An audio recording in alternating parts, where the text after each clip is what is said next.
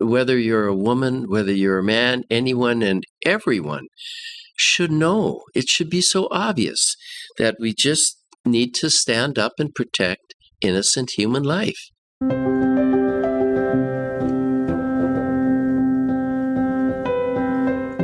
Welcome to Matters of Soul Importance, where we dive deeply into topics of both earthly and eternal consequence. I'm Roxanne Solonen, faith columnist and features writer for the Forum, author, and speaker. This morning marks the 50th episode of Matters of Soul Importance, and I'm so grateful to have with me Ken Koehler, a fellow pro-life advocate who has done so much for this movement and been a mentor to me.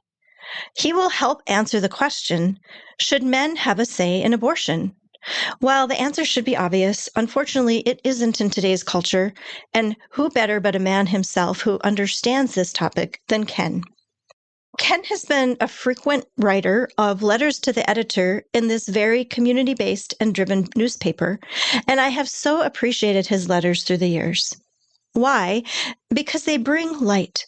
But even more, Ken is the gentlest person you'll meet. He goes about life in a forthright way, proclaiming Jesus the Christ through his Christian Lutheran beliefs, but also through charity. He is such a gift to the local pro-life community, and I know you're going to enjoy getting to know Ken now through his spoken voice and not just through the written word, though I've included a few of those great letters in the show notes. Ken was raised on a farm in southeast North Dakota near Hankinson, about an hour south of Fargo. He was raised in a Christian home, and as he went out into the world, after going into the secular world for a while, decided to backtrack and try another route, one more focused on the Lord's mission for him. He is now retired after spending many years in ministry, but he's remained active in various ministries on a volunteer basis, including by serving as a last chance voice for the unborn and mothers who arrive at the local abortion facility in Moorhead, Minnesota. There, Ken prays and holds signs, offering last-minute help for those seeking abortion. He's also served on various boards and committees for the FM Area Life Coalition and Lutherans for Life. Now, why don't we just jump over to Ken himself and find out what drives his days.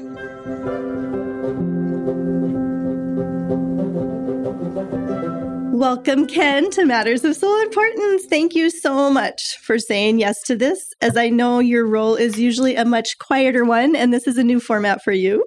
So I am especially happy. I know it was a little bit reluctant, but that you agreed to chat with me today.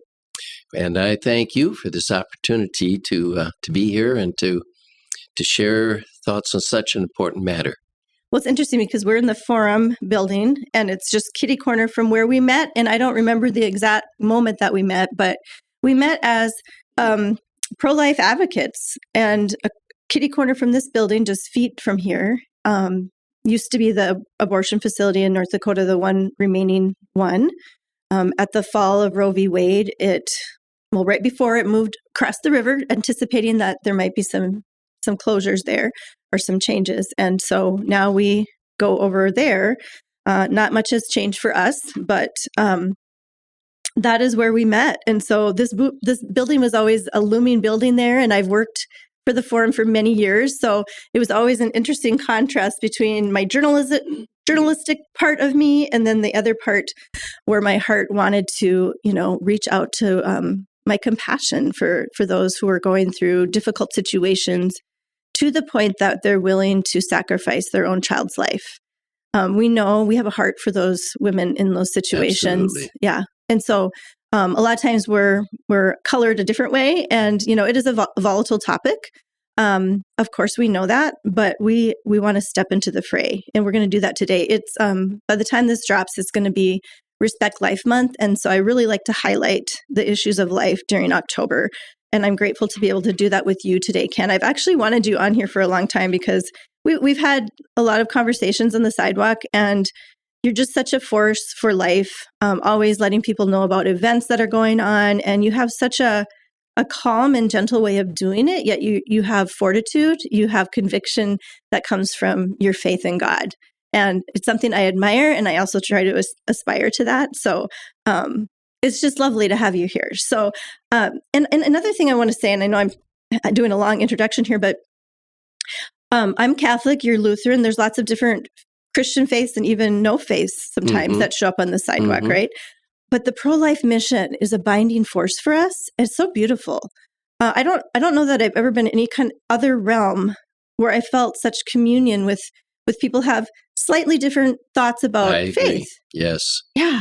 It's like we really are family, and we can disagree on some of the finer points or whatever, but we like that life, that core of it is like this. It's just this. It just shines and just like pulls us all in, and we're one. We're the body of Christ. And that was one of the things I first noticed when I started coming down to the sidewalk, and as you mentioned, many, many years ago, and that is regardless of one's religious background or even lack of in a few cases, the sanctity of human life issue is the one that does combine, bring us together.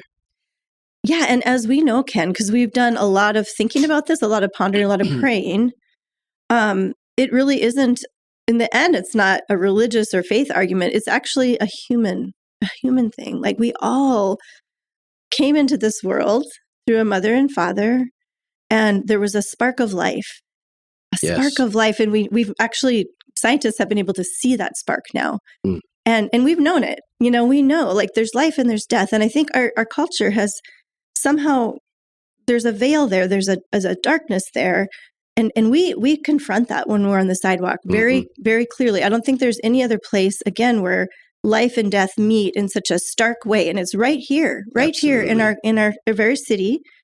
And the things that we see illuminate God's love and they illuminate evil too.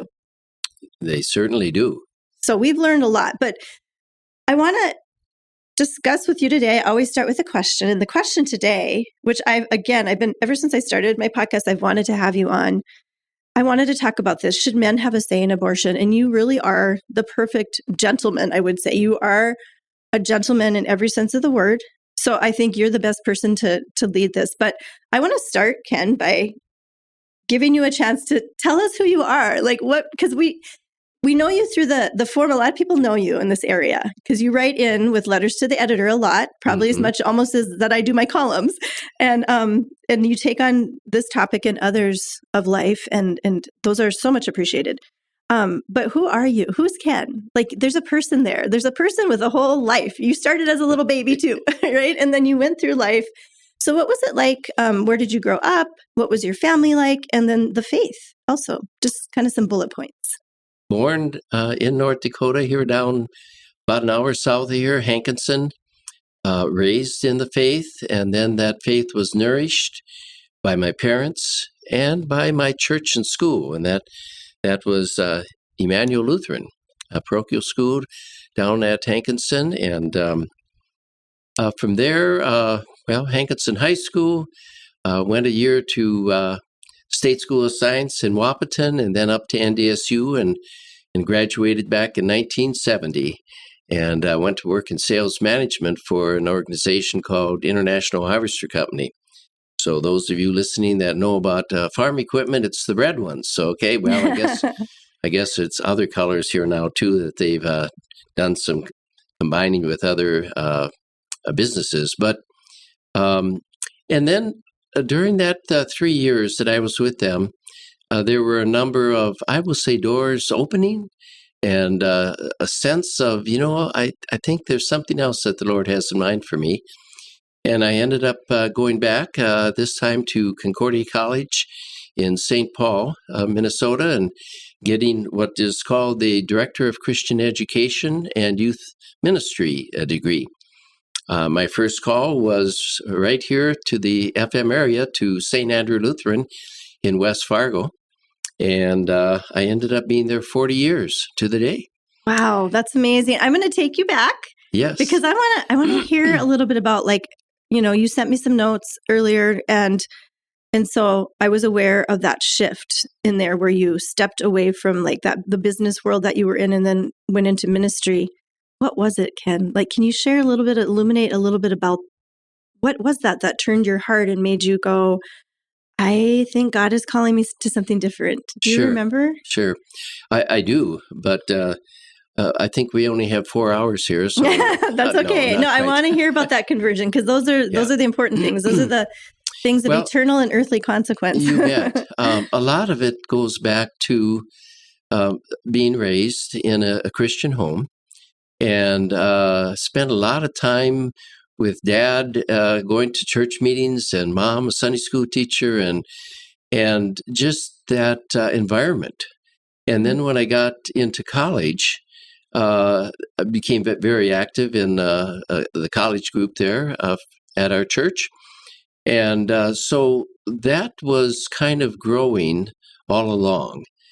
And I guess when the church that I was a member of during college then asked me if I would consider being a volunteer youth director, or not, just kind of volunteer working with their youth and teaching Sunday school and the like. Well, that just, moved it down further, or up further, I guess I should say. And so eventually I ended up deciding to explore that a little bit more. And a few months later, after doing some visiting with my pastor and the president of our North Dakota district, decided, to go check it out down at Concordia. And a month later, I was enrolled.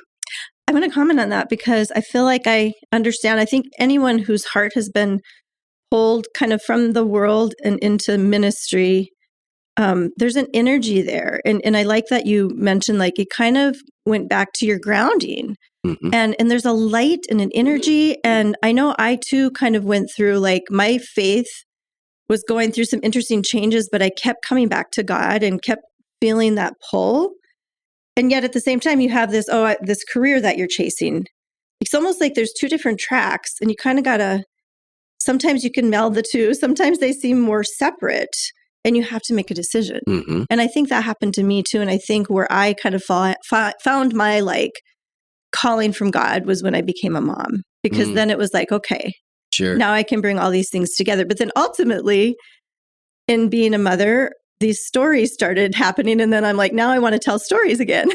And when I went out to the sidewalk, I wasn't going to write about it at all. Like, I'm like, I just want to be here. I've written enough. I've said enough. I just want to stand here and be the face of Christ. But ultimately, then I started writing about it too. I have a monthly column in our Diocese of Fargo magazine called Sidewalk Stories. And I've written about it in the forum as well.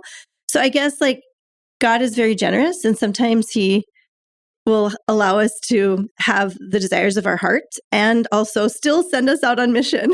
And so I feel like He's done that in my life too. So I can kind of see how that all played out and why ultimately you were like, I got to go with the God thing. There's Absolutely. So much there, and bringing Christ to others is very fulfilling. You did that for many years. And it's been many years ago now since, because I am now officially retired, in quotes there, for over 10 years. And so where do those years go by, huh? Yeah. And yet, I guess I feel called yet to do many of the same things I was doing, but now in a volunteer capacity. Right. Somewhere along the line, you got pulled into sidewalk ministries, praying on the sidewalk of an abortion facility. Most people won't be drawn to that. Right. Most people are scared of that, and with good reason, right? Yep. Like I said earlier, it's a volatile subject in our culture today. It shouldn't be as much as it is, but it is. And so, but what led to that? I'm really curious about your story, because I came in somewhere in the middle of that and met you, and it's like, yes, oh, here's this great guy, and I just love you. But what came before that? How did it all unfold for you? Well, I guess I'd say what drew me into the pro-life ministry in general and sidewalk presence, I'll call it, in particular, was simply one of the basics of the Christian faith. And as you already mentioned, that being that God created humans in His image. And I think He's made it abundantly clear that innocent human life is to be protected. And so, I think we could end the interview here, but I think you've got a few more minutes you need to fill in. But innocent and defensive human life needs to be protected. And I don't know if there's anything more innocent and defenseless than a unborn baby that is living in what was intended to be the sanctuary, the safe place of their mother's wombs. Nevertheless, you could have still chosen any sphere to go into. Was there a provoking moment that led you to do what you did? Was there an invitation? Was there? Yeah. I not that I can think of right now. Although when abortion became legal in the early 1970s, I guess I just sensed the need to speak out against it and speak up for the voiceless. Here again, I'll go back to my upbringing, knowing that the Bible says in Proverbs someplace it says, "Speak up for those who cannot speak for themselves," and one of the versions even says, "Who are being taken away to the slaughter." I can't remember which version of the Bible that is. The rights of those being taken away. And so, also to speak up and offer help to the mothers, because those mothers are so often find themselves in a very scared, sometimes a pressured situation of that unexpected pregnancy.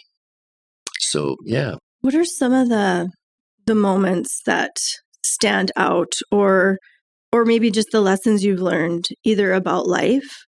Because you can't stand there on the sidewalk and not think about this a lot, I think we all that have done this ministry go through sort of a teaching process, a learning process where we learn. We have to really try to think inside them, we have to peer inside the minds of those who are going through this. We have to try to, in order to, because Jesus, we're supposed to speak to people where they're at. We're not up on a pedestal somewhere. Like, we're down there on the ground with them. And obviously we're not going to know their situations exactly. Right. So we can't do that, but we can be a vessel for Christ. We can be a light. We can speak words of truth and love. But we have to try to understand where they're coming from. What are some of the situations that you could illuminate for people of what it's like to stand on that sidewalk and what you do? What would you say, like, what do you do on a Wednesday? Like, play a Wednesday out. What is it like?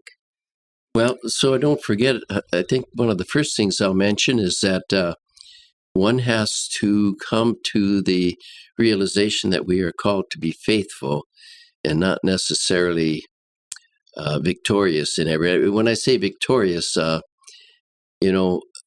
there have been, an average 25 over the years, every Wednesday, little human lives that have been lost to an intentional abortion. And when I first started going, it was my thought that, wow, by being here and by offering help and maybe holding a sign that shows the sanctity of human life, and the mother and the baby and some of the scientific facts, they will see that and they will decide not to go in. Well, most of them do go in.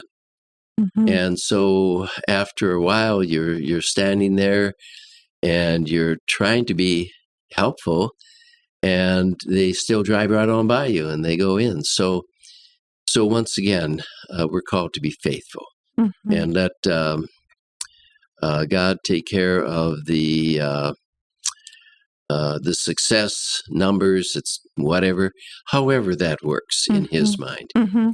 Well, Ken, that is definitely something I relate to too. What are some of the moments, again, some of the stories that you've encountered? Because I've been kind of, again, like I said earlier, I didn't know I was going to write about it, but there's such a contrast there again between life and death, and it's a very powerful place to witness human interaction. Yes. And also, one of the things I say a lot is the conscience speaks aloud. The conscience has to speak aloud. So, for example, when we do have saves, which is someone walks in and walks back out or doesn't go in the first place, when we're able to help someone, be a vessel, be, a catalyst for them leaving, or even if they just do it on their own without our help, sometimes our presence is enough. They want to tell us often, like, that I didn't do it. I didn't go through with it. I didn't want to kill my baby. I never really wanted to, but I felt forced. I felt this and that. that has really struck me. That's been instructive for me to know that women that do make that, there's something about truth in their heart. Yes.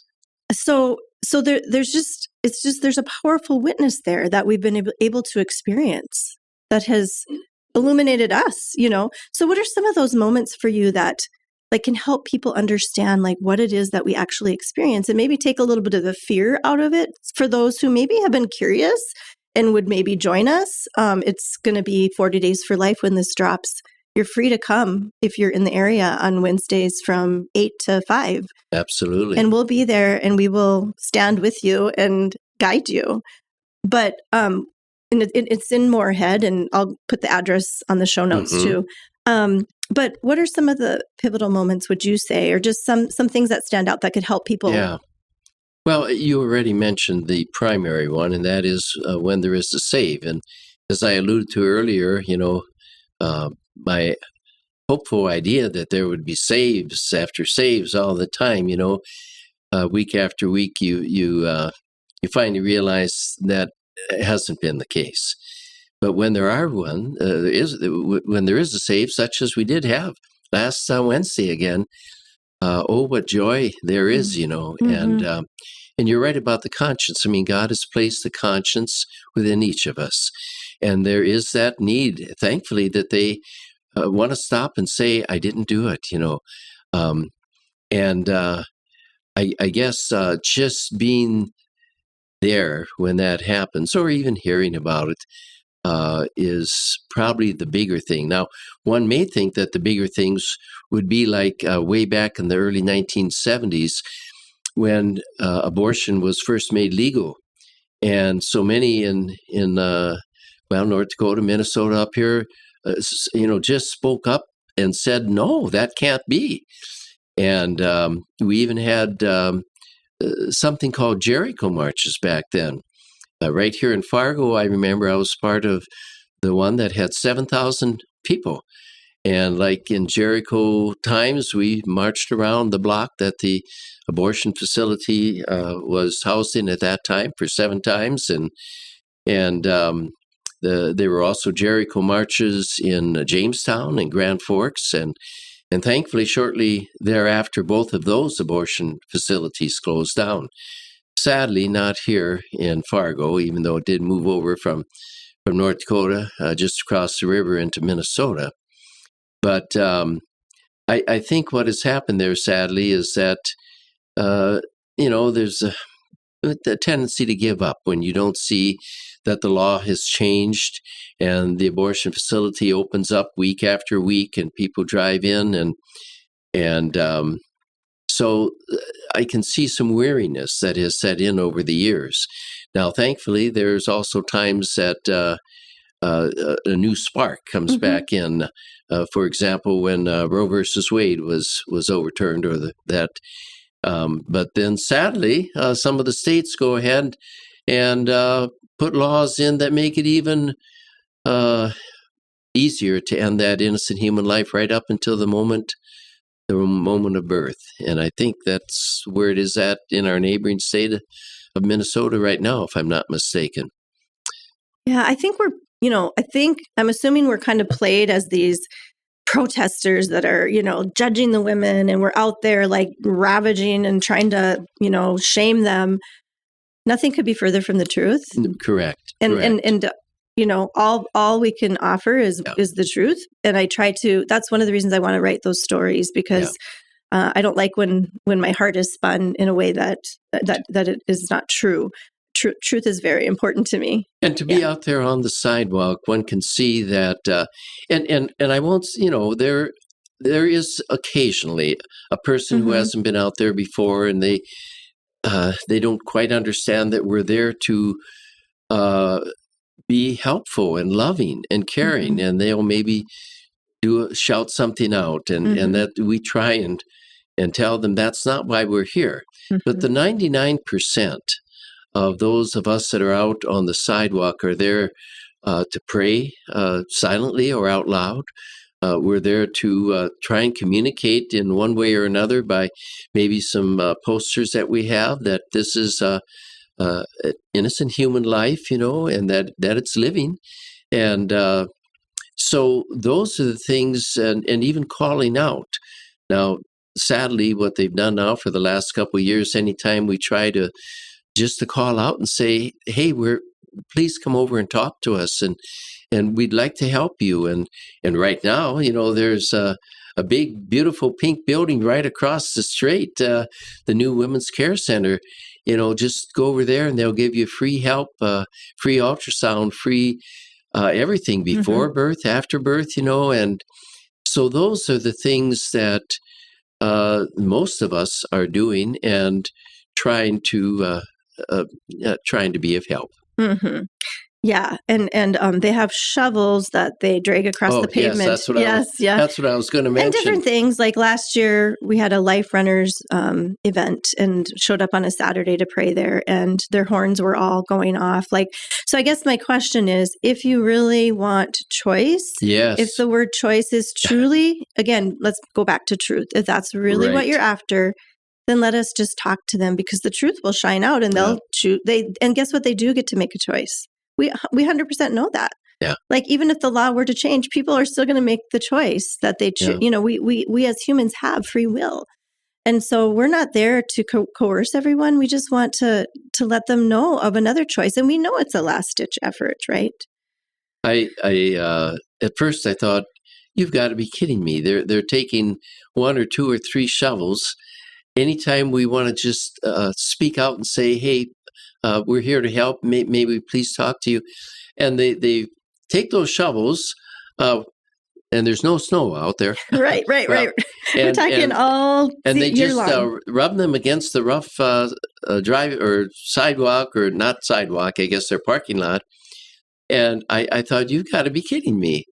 But you would think then that the women would realize what's going on. Why are you trying to drown out someone that's standing on the sidewalk praying and offering help?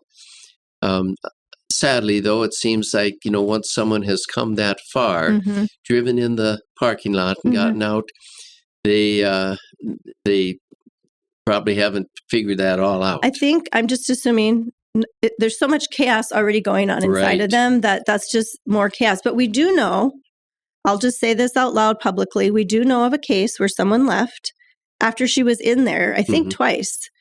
And she said, I do not want to see my baby die in a day that these, kind of, she mentioned, the noise and everything that was out there. So we know at least from one witness that it was not effective. And I'm assuming there's others too. And if nothing else, that will haunt them. I mean, it is not a helpful thing. I'm just going to be very bold here. But that's, you know what, we continue to be there, and we continue. I think our presence alone is what I've realized, even on the days or the weeks or the months where it seems like nothing's happening, the perseverance that God calls us to is really, and you know that we've been out there in all weather. You've been out there longer. I'm a baby. I can't be there on a minus 30 degree below. You've probably been out there more hours on those kinds of days, but we are there without shelter. The 1 or 2 of the others in particular that are out there on the sidewalk have mentioned on those times when it seems like they just drive by us, and Doug in particular, Brad in particular has mentioned, Ken, don't get down too much. They see us here, and we are a witness, whether they still drive in or not. And I believe it was Abby Johnson, who used to be a director of Planned Parenthood down in Texas, who in her book had mentioned there's actual statistics that show that whenever there's a number of people out in front of the abortion facility, that the numbers that actually drive by instead of turning in are noticeable. Mm-hmm. Someday we will know all of those statistics. Right. For now, we just trust in faith. Right. It's blind faith. We trust that God is doing something. God is the one who's changing hearts. Right. We're just there to echo. If they're on the fence and they do hear God's voice, we're just there to remind them of God. Absolutely. That's it. Yeah. So there's so much. It's just that that's why I've been looking forward to this, because I've just learned so much. I want to turn now. I had a bunch of questions I threw at you, but I'm going to turn now to the main question because I think it's really important. You are a man and you are out there, and there's other men that are out there, and yet we hear the clamor from the culture, that men don't get to have a say in abortion. And that's really why we're here today, Ken, because I couldn't have had a woman come on and explain this. It had to be someone that I know and trust and has done a wonderful job of being a man on the sidewalk with us. It is absolute. Well, okay, let me ask you. Before I go into my diatribe, should men get to be part of this equation, and why or why not? Well, when you first contacted me and told me that was going to be the primary topic, I thought that should be so obvious. How are we going to get more than 2 or 3 minutes of conversation? Mm-hmm. Because whether you're a woman, whether you're a man, anyone and everyone should know. It should be so obvious that we just need to stand up and protect innocent human life. And I guess if it isn't as obvious as I think it should be, if anyone believes in the words of the Bible, well, God's 5th commandment makes that abundantly clear: "Thou shalt not murder." And I guess, it just seems so obvious to me. Mm-hmm. Now, it should be obvious. Yeah. But it's not in this culture. It's not obvious. And we still hear that clamoring. Of course, it's a deflection. Right. But let me just say, I think through the years, I've seen something. And I think you have to know about the human person, and you have to know the difference between femininity and masculinity. And we each have equal dignity, Ken, but we do have different propensities, different qualities, different gifts. Women, in general, are more relational. Mm-hmm. We are the heart of the home, the soul of the home. Mm-hmm. Men are more concrete. They're Mm-hmm. more outward. They're made to protect and defend. We are there to nurture. And again, we can cross over and be any of those. But, Right. but by and large, males are meant to protect and defend. And I, for one, I've been assaulted on the sidewalk. I've been punched in the Mm-hmm. jaw and had a mild concussion. I'm grateful that there are men out there. I absolutely, every child, I said at the beginning, came through a man and a woman. Mm-hmm. So right there, God's plan was there to be a man and a woman to protect that child. Absolutely. And he gave them different qualities so that child would have the protection and the heart. And so I see the same thing playing out on the sidewalk. And I'm so grateful for the men. And one thing I've kind of seen is I feel like the men kind of take up the posts. Mm-hmm. They're out there with their defenses. They're the soldiers, defending. And then the women are kind of in there, huddled in there with our hearts. It really plays out that way visually. And we would not want you out there with us. Like it takes both, states of mind, a masculine and a feminine, different propensities. Yeah. So that's my, I've shared that with people, privately on the sidewalk. We've talked about it, but to say it out loud just feels good. And I think it maybe will help some people understand. Another thing, and then I want you to comment on this, because I don't know how you feel about being in this position, but some of the vulnerable women, I think, need a mother or a grandmother or a sister, Mm-hmm. and some need a dad. Yes. And so I can't be a dad. I can't. I have a dad. I have a husband, but I can't be a father. And a lot of these women have not been protected by men. So on the one hand, maybe they're scared of men. On the other hand, they need God the Father, right? Mm-hmm.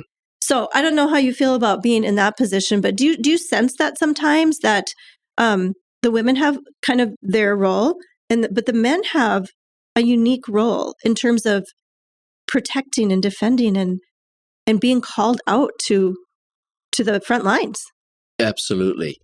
I guess I'm just sorry about going back to the obvious again, Mm-hmm. but it is so clear that God created us in his image, male and female. It says created he them.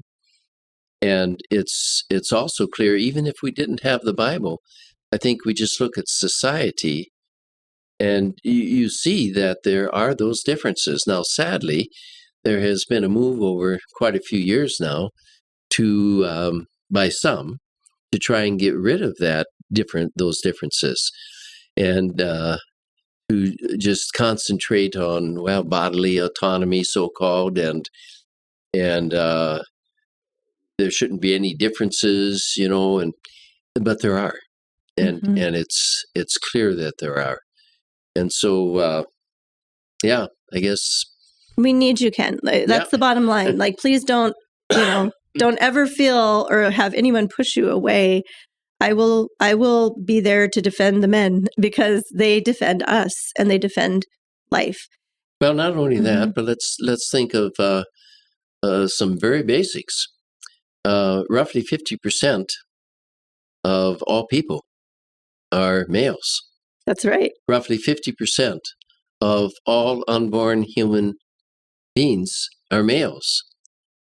Roughly 50% of all people who vote, and I looked this up last night here just to make sure I was understanding correctly, of all people who vote are males. There's just a slight edge there that females as far as being registered.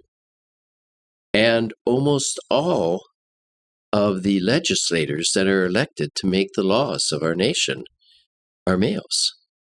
So for anybody to suggest, to even suggest that the man should not have a say in this discussion, it seems kind of ridiculous to me. Impractical, unrealistic. Yeah. I think underneath some of those sentiments is just a lie and just the evil one's voice. But also I know that there are wounds, and Yes. I think that enters into it too. But just because there's wounds doesn't mean there's not right and wrong. Right. And ultimately right and good and beautiful are going to bring us all to the best place. And the way that we find that way is through, as we know as Christians, through Jesus. And there's lots of different ways that we could get there. But he's the model, he is the model for love. And so I think a lot of that is just a misunderstanding of the human person and our dignity and our different gifts that we bring. So yeah, you absolutely are needed. I am going to take a little bit of a break here, and we will be back with more matters of soul importance. I want to, on the other side of the break, talk about a friend of ours who was a lovely witness on the sidewalk, and I just feel like she deserves mention. So on the other side, we'll talk about Lila Harmson. Absolutely. We'll be right back.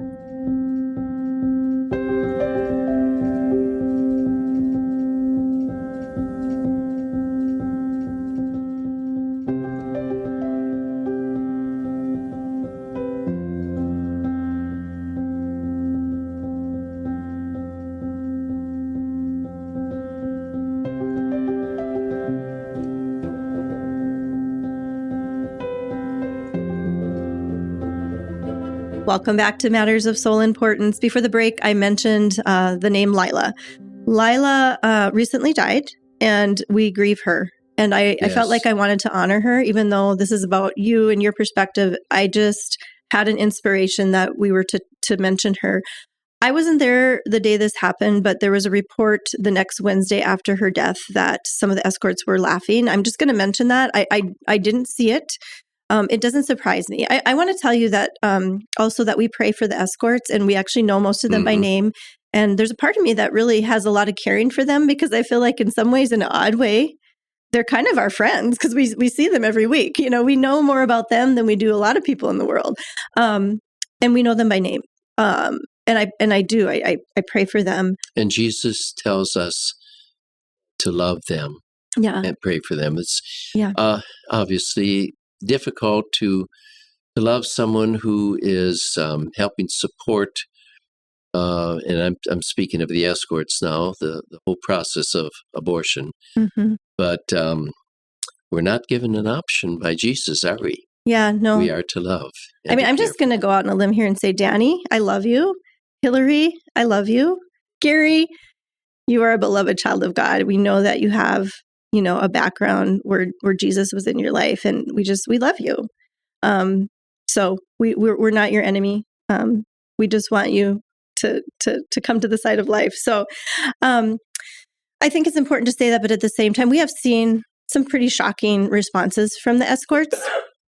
Like we said before, the shovels and the honking of the horns, loud and lewd music that is very offensive and hurtful to our ears, and just different comments and yelling, and just to the different ways we're played, as far as conveyed to the people that are, it's a lie.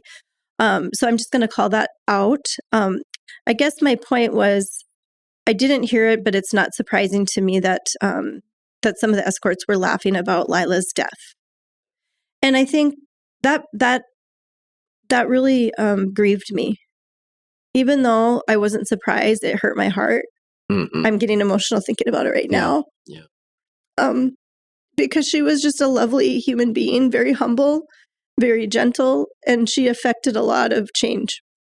She drew people to herself, and I think she was one of those grandmotherly figures. Absolutely. I worked with her as kind of a team at different times, and I felt like she was more effective than me because, I have my own strengths, but her gentleness and humbleness, it's just such a witness.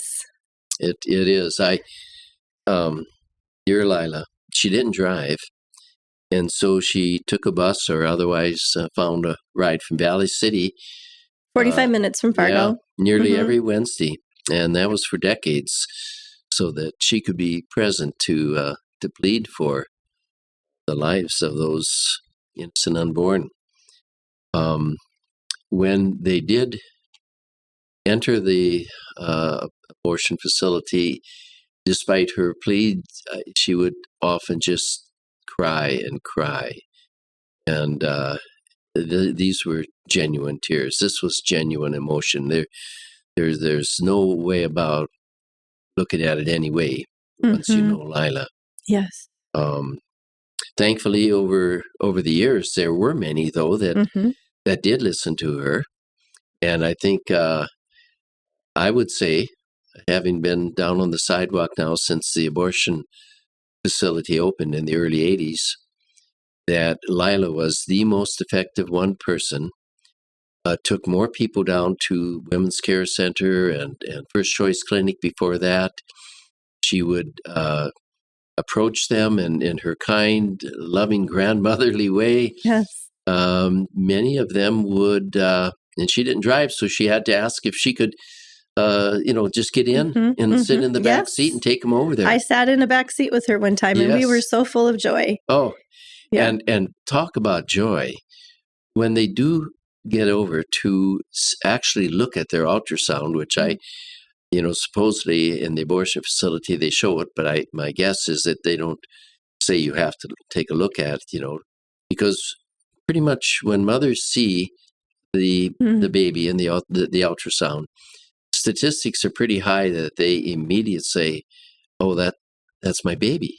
They recognize that, and so when that would happen, and she was with them, at the women's care centers, and just the joy, and then when she would come back, she would be beaming, just beaming, and so happy, and then not only that, but then a week, a month, 6 months later, a year later, 2 years, she will have pictures.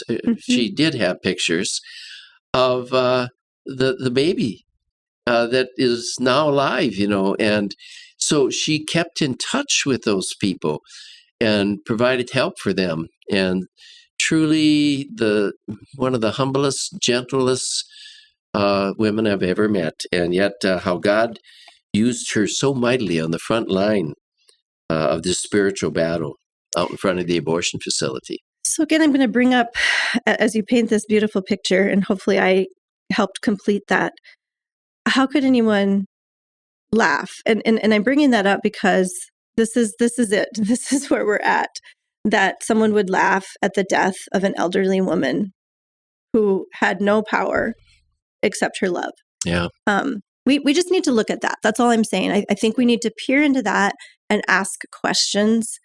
And you and I have had a chance to do that maybe more in a more real way because we're there.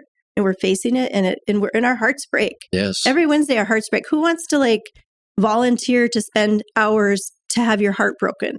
Yeah. That's what we've taken on. But we know that Christ is with us and that he resurrected. And so we have the glory of heaven, kind of that eternal perspective with us.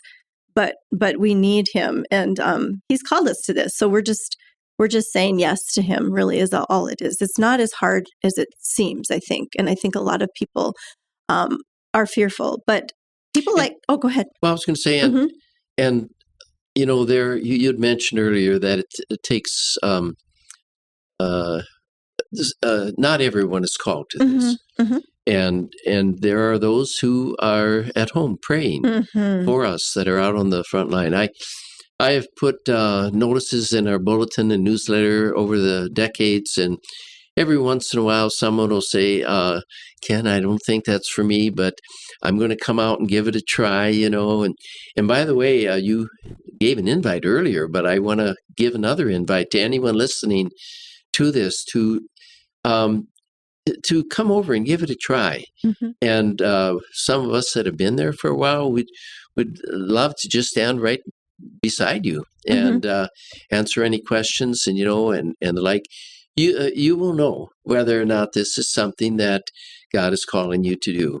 And I think there's more than a few that God is calling, and sometimes we're just not quite ready, whether or not that's just our own insecurity or we may know, but it may also be, I'll just say it, the evil one doing what he can to keep us from being in the battle, the spiritual battle. I want to briefly mention Charlie Kirk, because we are reeling from his death as we speak. It happened very recently, actually last week as we're recording this.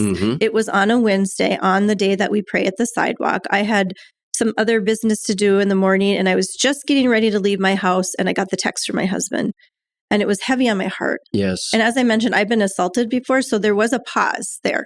Right. Because we know every week my husband prays. Every Wednesday, he's like, I pray that you're safe. But he's so proud of me for doing that. He's behind me, and I feel his prayers. And that gives me strength, along with the prayers of God and knowing that he's there with us too. But we do put ourselves out there. Actually, we're all at risk. Yes. Every moment of every day, we're at risk. Yeah. We are courageous in walking out our doors every single day. Yeah. There could be something that could happen. So at some point, that courage rises up in us and allows us to do that. And I think I've been hearing from people that have been feeling a call to be more bold and courageous, and the death of Charlie actually has put that in them, where they want to do more. So I hope, if that's you, and I know that's whatever, things are still whirling around right now, but Charlie was someone that would have stood on the sidewalk with us, and he would have had love for everyone.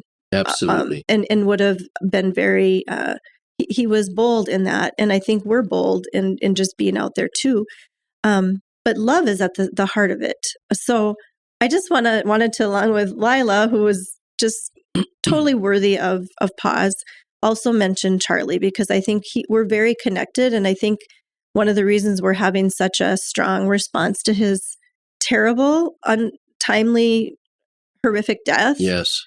Is because he's one of us, and so my prayer is that that because of Charlie, that there will be more that will take the risk and know that God's got you, and He's called us into this time and place to be bold and loving, bold and loving. There's, I found myself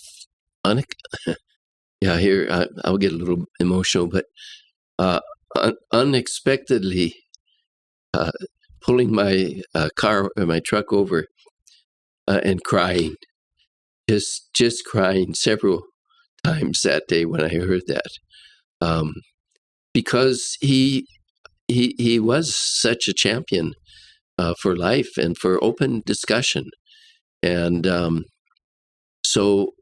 Yes, I believe he is someone, he spoke up for the sanctity of human life so often, so clearly. And there is not that we should necessarily be looking forward to be martyred, but what is that phrase about the seed of the blood of the martyrs is the seed yes, of the church, yes, the blood of yes, the martyrs. Yes. And when you a Bible study I'm leading on Thursdays at my home church is about persecution, Christian persecution, and to look at all of the martyrs. And I understand the word martyr means witness, and it's kind of like, oh, really? I know.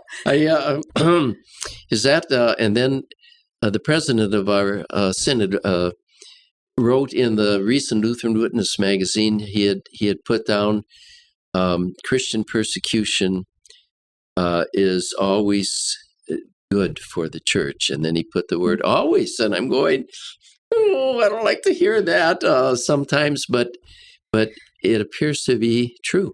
Yeah. Whether you look at the New Testament and Stephen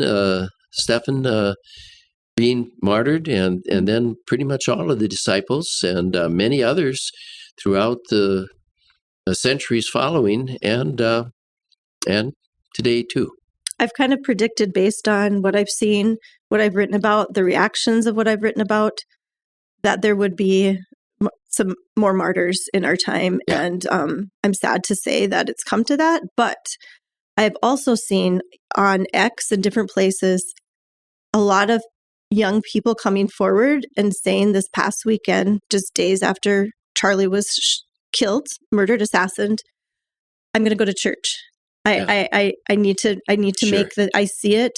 I was watching a video last night of a woman, I guess she calls herself a gay woman, mm-hmm. who has been through a lot. She had, very visibly you could see that she's been through a lot. And she said that, who said, I need to give this religion thing another chance. I didn't think I'd say this. I know I'm going to alienate people, but I saw something that shook me. Yeah. And so I think it's all coming to pass. It's horrifying and also not surprising given the conversations and the sort of the temperature of our culture right now. But God has equipped us, Ken. Yep. And so, we boldly and lovingly, I put those words together because that is who Jesus was. He was bold and loving. So, okay, one of the things we probably should get to is what is a human being kind of a thing, like, because that is even in question, or how do you define that? I remember talking to a woman who had come out of I think she was either a nurse or a doctor, abortionist, I will say, coming out of the Red River Women's Clinic downtown Fargo here. And I approached her because we had a little bit of distance, and I just happened to have a moment with her. And she was of the belief that the baby isn't a human until it's born.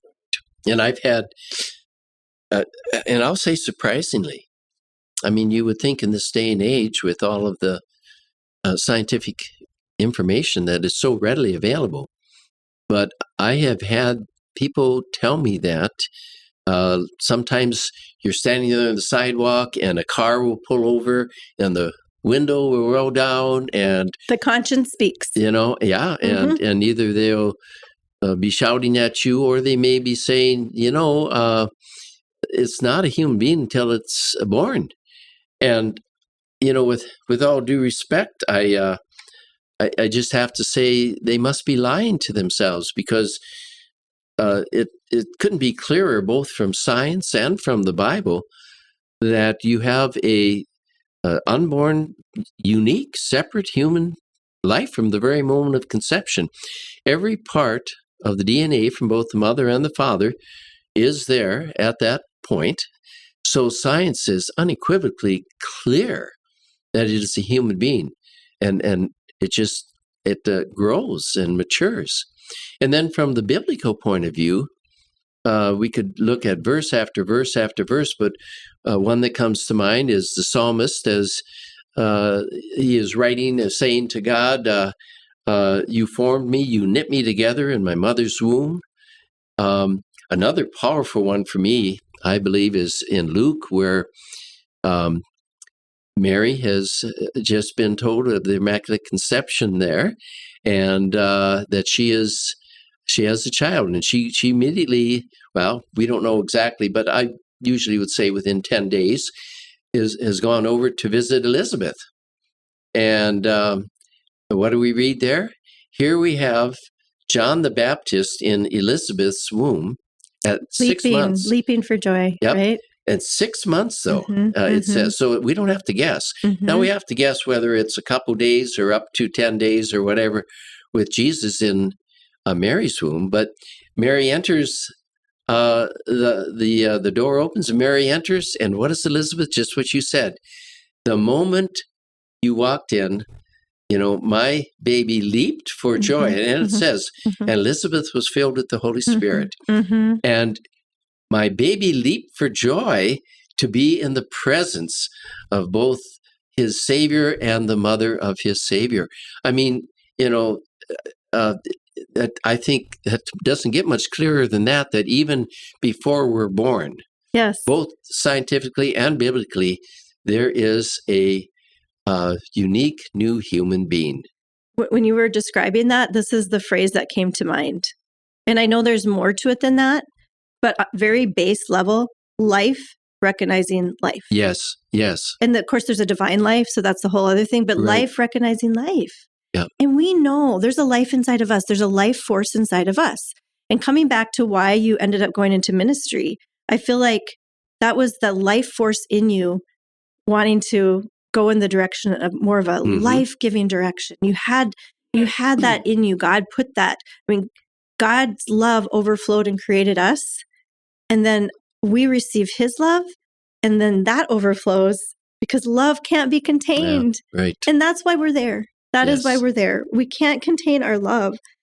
So what are some of the challenges? We're going to get ready here to start wrapping things up. But there's so much to talk about that I could go on for a long time. But what are some of the challenges, would you say? And I think you've already kind of covered that a little bit, Ken, but especially for men, I think a lot of them have heard this phrase, I'm not supposed to be out there. We've heard that, Ken. We've heard men say, this isn't my issue.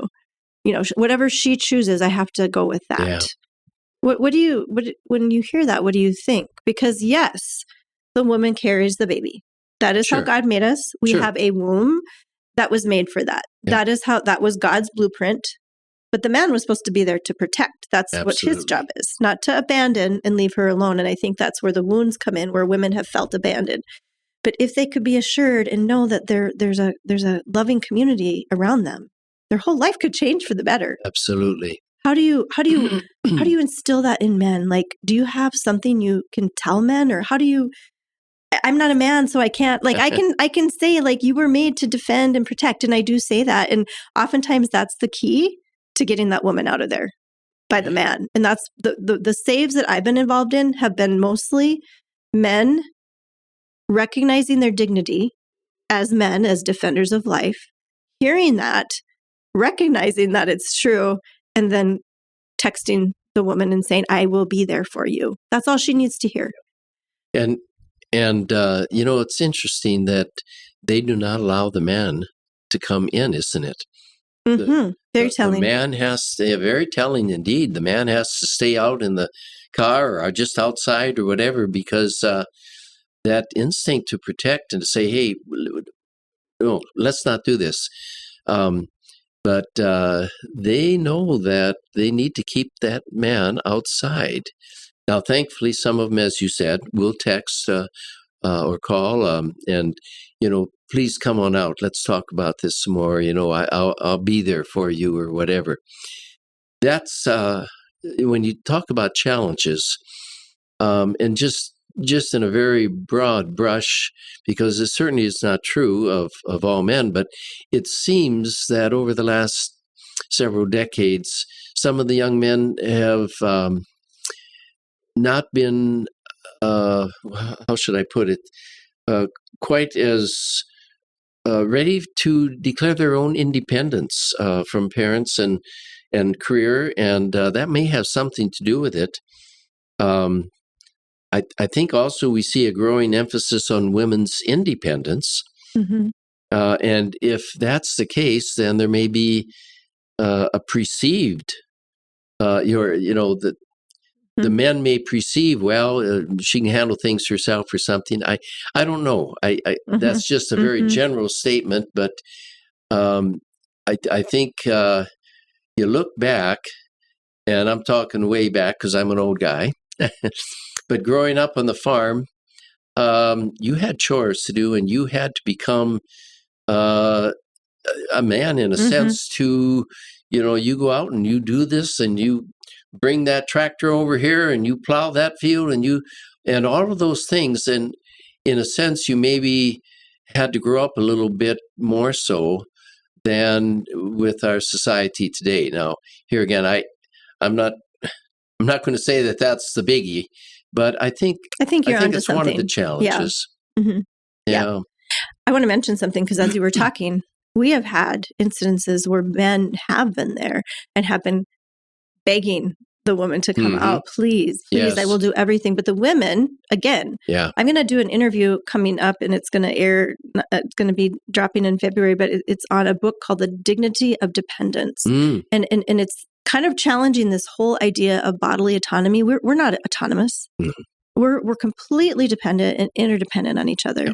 And making women feel that they have to go out and like be vulnerable in the world without protection is part of the problem. Right. And not instilling in men that dignity of being a man, like you just described, is another issue. And we need to reverse those things. We need to, yes, women can be independent to a point, but really we need protection. I've already mentioned it here. Sure. I'm willing to admit that I feel safer when my husband's near or whatever. It's okay. Like I know I'm vulnerable. When I was pregnant, I felt very, very vulnerable. I couldn't run. If something would have happened, I had another baby that I was also, I'm willing to admit that I am dependent, and I'm especially dependent on God. Absolutely. So I just wanted to say we have had men clamoring, please, please, and it's heartbreaking. It is heartbreaking that they feel so powerless. Yes. So they can go that way too. And then I also feel for the women who have felt that they have to go off on their own and that they don't have that help. It is not a simple situation. We understand the complexity of it, but God is simple, and his response and what he asks of us is very simple. It's just being present and just shining his light and seeing the child of God in everyone we encounter. Right? Yes. You mentioned about sometimes the man would be there just begging, pleading, I'll be there for you. How sad it is that we have laws that don't even allow the man a voice in this at all. Don't even, they can be there and have every good intention and to follow through. But they're not even given an opportunity based on the way the laws are. Again, God set it up. His blueprint was to have a male and a female. Yep. That is the only way it can happen. Even if you do it outside of the womb, the only way a baby can be formed is through a man and a woman. Yes. That is it. And anytime we stray from God's blueprint, we are asking for destruction.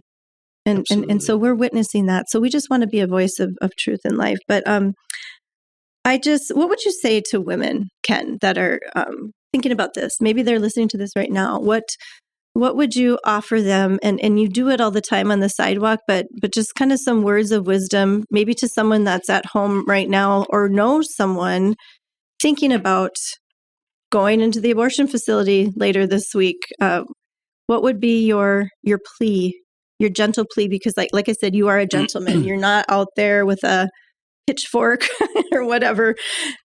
You're just a guy who loves Jesus and others. So what would you say? Well, once again, I think the first thing would be just the reminder that this is human life and innocent and defenseless at that. But then also that there's help. And we sometimes, or I guess the confusion, as you mentioned earlier, the situation, but right here in the Fargo-Moorhead area, for example, I've already made reference to the women's care centers. We have 2 of them now, one on South University Drive and the other one, once again, directly across the street. No one can miss it. It's a big pink building. Just feet across. Very short road in between. Right. Narrow just road. Steps across.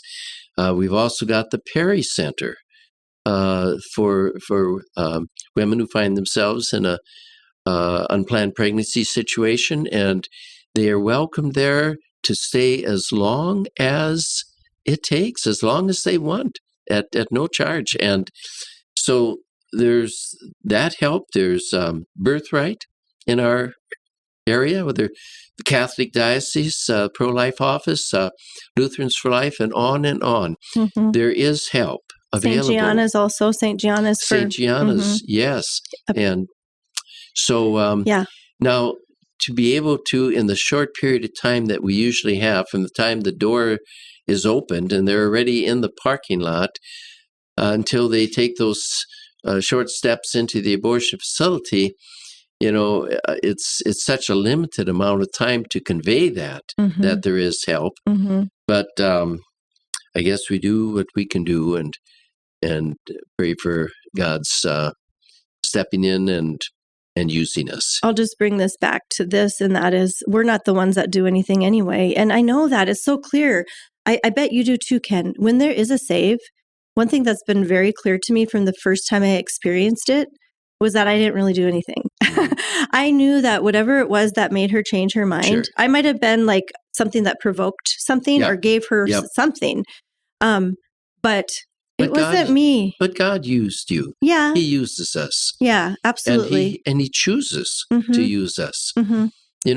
He could have found other ways, dropped loudspeakers down from heaven and whatever other silly analogy I might come up with, but he has chosen to use us not only in situations like this, but to share the gospel message to the whole world. He has chosen to use you and I and other believers. And it's because he loved us that we're responding to that love. He loved us first. We love him because he first loved us. Right. And our responsibility is very grave. It's up to us to let other people know about his love. Yes. And he put that on us, and it's a weight that we carry. It's a weight of lightness because we're not in it in our own. When we are weak, he is strong. And I tell myself that almost every Wednesday when I'm showing up. I'm like, Lord, I'm tired. Even before this interview, we both have been sick over the last couple of days. And here we are. And you were saying, I have nothing. I have like little energy. And it's like, you know what?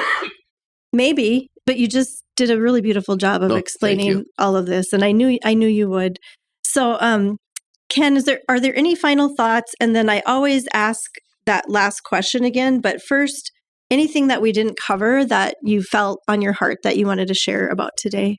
What not that I can think of right now. I guess just circling back, life is a gift of God, and it should always be protected.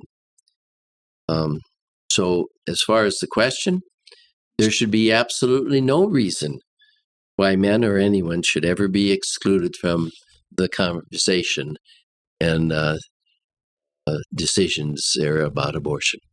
If anyone wants to read any of the letters that Ken has written, they're out there in cyberspace. Look up his name, Ken Koehler, letters to the editor in forum or whatever, and they will pop up. Now, some of the different topics I wrote down here that I'll also include in the show notes. Some of the headlines, yes, let's talk about abortion was one of them. Minnesota votes for death, and abortion is not healthcare. Those are some of the headlines of the letters to the editor. Those are some of the topics you take on. So whether it's over at the sidewalk on Wednesdays, at some sort of pro-life event, talking with church members, talking about your family, we do this in very small little ways. Right. God doesn't ask us to be the Charlie Kirks or the Candace Owens or whatever out there. We're just in our little circles of influence trying to make a difference. And one I just thought of kind of a bright spot lately is down on the sidewalk. There have been in the last number of months a number of young men that have shown up. Some from different churches. I think Ignite is one, and River City, and different ones. And what a joy it's been to see them and their young energy and their love for life and their willingness to speak up. I mean, I'm still willing to speak up, but I don't have the energy that these young men have, and it's really been a joy to see them joining us. Yes, there's a fire there, and it's exciting. And I think even when things wane a little bit in terms of who comes, God sends in the troops. Yep. And we can rely on that. But we would love for anyone out there that's listening to this today, if you feel inspired, again, don't be afraid. Like that's mentioned many, many times in Scripture. Do not be afraid. Our Lord is our shelter and our strength. And we can do this. If He's put this on your heart, I hope you'll give it a chance. Yeah, and a great opportunity to come down and just be part of this, and let the Lord use you to speak up for life. Absolutely. Ken, again, you are a gentleman, and I knew you had so much wisdom to share with us today. And I hope you were surprised by how much energy God gave you to have this conversation. You did a great job. I knew you would. I've enjoyed it so much. Thank you. Thank you for your very kind words and for this opportunity to once again speak up for life. And I have enjoyed our relationship of getting to know each other over the many years. And I think you mentioned at the very beginning, I think that's where we first met, was out on the sidewalk in front of the abortion facility when it was here in Fargo many, many years ago. Again, just feet from where we are at this very moment. Right. So life comes full circle so often. Yes. It's a blessing. Thank you, Ken. Thank you.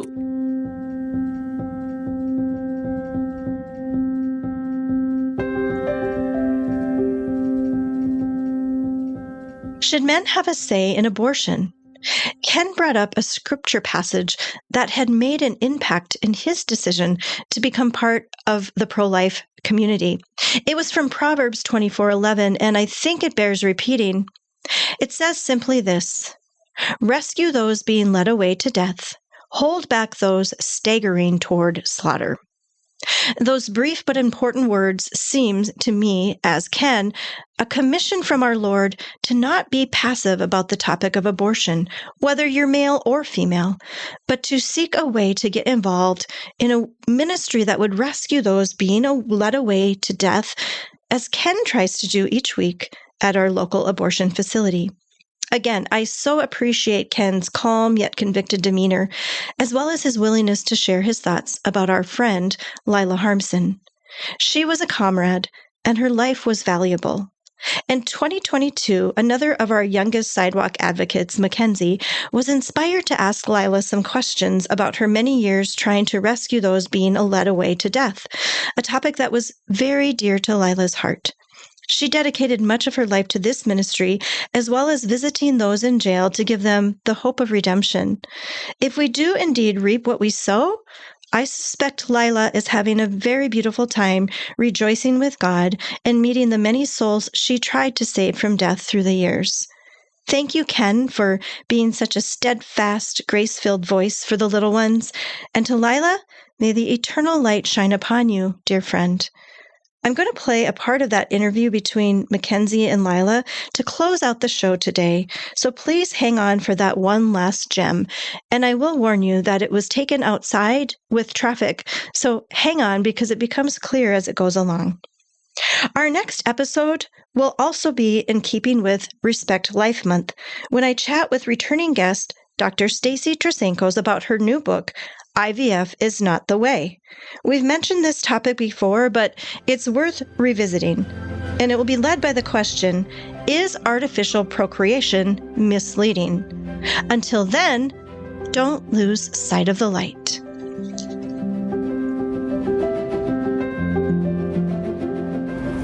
Okay, so your name's Lila. How old are you?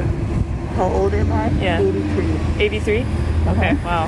You don't look 83. You I've look... been out here a long time. Wow, how many years have you been coming to this facility? Well, I've been coming to the sidewalk on Wednesday for about 15 years. 15 years, wow. And before that, I've been at the clinic that was in another location. In Fargo, or? Okay. Yes. from the 80s. Wow. Wow. So you've been doing this since the Yeah. 80s. Oh my Well, I've gosh. been to Jamestown at that abortion facility, and a little bit in Grand Forks when they had one. Wow. So That's incredible. So what's your main motivation for coming out every week? You've been doing this for so many years. What keeps you going? my heart breaks when I think of the loss of our children and the pain that the mother will undoubtedly endure when she realizes that her baby is gone. I'm just moved.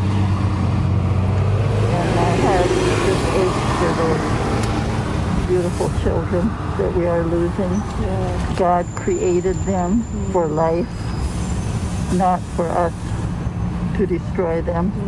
Right. Yeah. Wow. Yeah. That's really powerful. When I was 8 years old, my dad sat me down and told me what abortion is, what it does to the woman and to the child. He told me because someone in my hometown had an abortion, even way back then. And I remember that when my dad told me that. That stuck with you all And these years. I cried really hard, and my dad just held me. Yes, and that influenced me, I think. Sure. My dad was a wonderful man. My mother, strong. And I grew up when we had hardly anything for material goods, but we were loved. The 5 of us children were all loved and cared for and wanted. And we knew that. Yeah. And that was more important than anything else. That's a big factor in a child's life, Yeah. to know you're loved and wanted. You have a home. Yes, yes, and loving parents. And I had that. Wow. And I'm so grateful. That's so great. Oh my gosh. Yeah, that's cool. Wow, thank you for sharing that. What would be some advice you would give a mom who's kind of on the edge? She's unsure. She maybe doesn't have a lot of resources to provide for her baby, and she's considering abortion. What advice would you give these moms? Well, there is help available. There is much help available. And I just hope that mother will listen and accept the help that's offered, because there are resources. Your child, you do not have to do this. You can, and if you're trying to go to college or trying to start a new job or anything, we can work through that. You can do it. Women are strong. They really are. Amen. And you can do it. So I just hope they will accept the help. It's just a child is just a wonderful, beautiful gift. And as I've told women when we talk, I said, if your child could speak, your child would say, Mom, I want to live. I want to live. Please let me live. And I think babies would. I mean, what baby would choose death? I just hope that, I just want every woman to realize that. When you leave here, your baby's gone. You can't come back for your baby next week. It's over. It's a very decisive thing. Yeah. Wow. Yeah. That's powerful. Any other thoughts you'd want to share with the world on this topic? Or? I don't know. It's just where I want to be. Yeah. I just want to help. Yeah. I just want to be of help and do God's will and serve Him by serving His people Yeah. and do what I can. Yeah. Yeah. I have no incredible words. I mean, Your actions speak so much louder than your words do even. Just seeing you out here every week has just been so encouraging. I truly love these people. Yeah. I truly do. And that's God evident. calls us to love each other, one another. He does. Yeah. Thank you so much Yes, for sharing. you're very welcome. Wow.